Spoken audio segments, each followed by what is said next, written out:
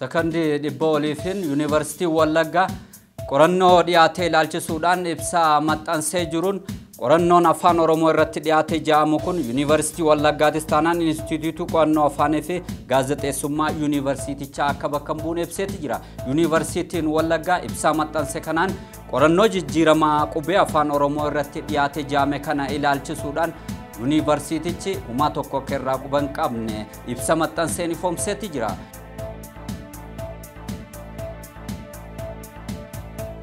Itoophiyaan biyyoota miseensa gamtaa BRICS ta'anii wajjin hojjechuu cimtee kan itti fuftu ta'uu isii ifoomsiteetti jirti.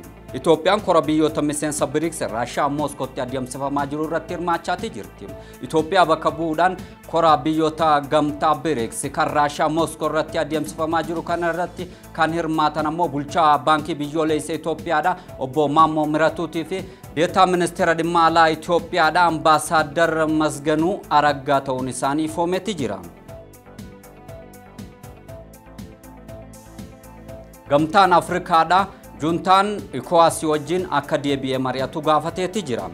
Gamtaan Afrikaadha hooggantoonni juntaa sadan jechuunis Maalii, Burkina Faasoo fi Niijer bulchaa jiran hawaasa dinagdee biyyoota Afrikaa gara dhiyaa ECOWAS wajjin marii akka godhan gaafateeti jira. Biyyoonni humnoota juntaatiin durfamaa jiran kun Maalii, Burkina Faasoo fi Niijer ibsa torban dabre keessa baasanii turaniin fedhii isaaniitiin ECOWAS keessaa gadhiisanii turanii akka jiran ifoomsuun isaanii ni yaadatama.